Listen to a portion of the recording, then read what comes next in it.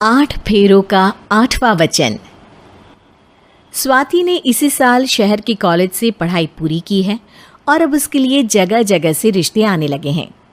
स्वाति से ज़्यादा उसके रिश्तेदारों को उसकी शादी की चिंता है, इसीलिए जो भी स्वाति के घर आता वो किसी नए लड़के की खबर ज़रूर ले आता। अरे दीदी, ये फोटो देख के बताओ कैसा है। राहुल नाम है लड़के का, मेरी सहेली की बहन का बेटा है। अपनी स्वाति के साथ एकदम प्यारी जोड़ी लगेगी इसकी। ज़रा दिखाना, फोटो तो बढ़िया लग रहा है। कोई गलत आदत वादत तो नहीं है ना इसे? और कमाता कितना है? अरे कोई गलत आदत नहीं है दीदी, आप कहो तो एक मीटिंग करवा देती हूँ, फिर सब कुछ फाइनल कर लेना। हाँ, ये सही कह रही हो तुम।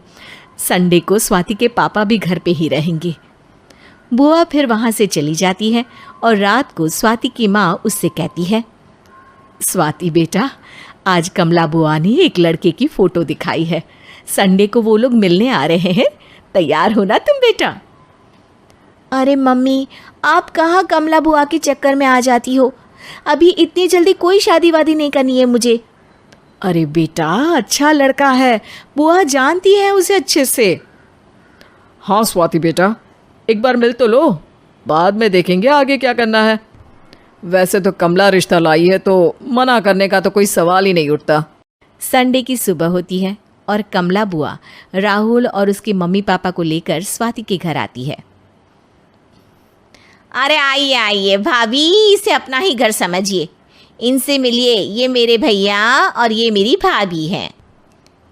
नमस्ते भाभी जी, ये है हमारा लड़का राहुल, सरकारी नौकरी की तैयारी कर रहा है ये। वैसे आपकी बेटी कहाँ है? अरे स्वाति बेटा, बाहर आ जाओ। वैसे कितनी पढ़ाई की है स्वाति ने? जी, पोस्ट ग्रेजुएट है हमारी बेटी साइंस में।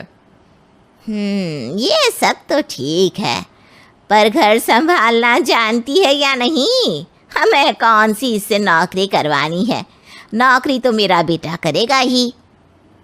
पर मैंने इतनी पढ़ाई की है और आप चाहती हैं कि मैं घर पर ही बैठी रहूं? अरे स्वाति बेटा, ये बड़ों की बात में तुम कहाँ बोल पड़ी? हम सब देख लेंगे क्या करना है क्या नहीं। हम तो इसी बात पर विश्वास करते हैं कि घर के लड़के घर में ही रहे तो ज़्यादा अच्छा रहता है। वरना भाई साहब, आप तो आजकल के हाल जानते ही हैं, कितनी घटनाएं होने लगी हैं औरतों के खिलाफ। स्वाति बेटा, रसोई का काम तो पूरा जानती हो ना? शादी के बाद तुम्हें ही संभालना है वो सब। अरे बहुत अच्छा खाना बनाती है ये, आप सब लोग इसकी तारीफ करते नहीं थकेंगे। लो भाई, हो गई मीटिंग, अब शादी की तारीख फाइनल कर लेते हैं, क्यों भैया? भाई, हम तो पंडित जी से चर्चा करने के बाद ही तारीख फाइनल करेंगे। सालों से हम उनकी बातें मानते हुए आ रहे हैं। लड़के वाले और कमला बुआ की बातें सुनकर स्वाति एकदम नाराज़ हो जाती है और उसे लगने लगता है कि शादी के बाद उसे घर पर ही बैठना पड़ेगा। लेकिन घर वालों के आगे उसकी एक नहीं चलती और उसे शादी के लिए हाँ कहना पड़ता है। शादी का दिन आ जाता है और सब मंडप में जमा होते हैं। अब फेरों का समय हो गया है, अब कन्या अपने वर से 7 वचन मांगेगी। आप किसी धार्मिक आयोजन में जाएं तो मुझे भी ले जाएंगे। आप मेरे माता पिता का भी बराबरी से सम्मान करेंगे, हमेशा मेरा साथ निभाएंगे। आपको दोनों परिवार की जिम्मेदारियां बखूबी निभानी होगी। हर ज़रूरी बात में मेरी भी राय लेंगे। आप सभी गलत आदतों से दूर रहेंगे। आप मेरे अलावा किसी और औरत से कोई गलत संबंध नहीं बांधेंगे। ये 7 वचन पूरे हुए, वर क्या तुम्हें ये सारे वचन मंजूर है? जी हाँ पंडित जी, मैं सारे वचन अच्छी तरीके से निभाऊंगा। अरे वाह वाह, बढ़िया तरीके से सब काम संपन्न हो गया। तो इसी के साथ विवाह संपन्न हुआ और आज से ये दोनों पति पत्नी हुए।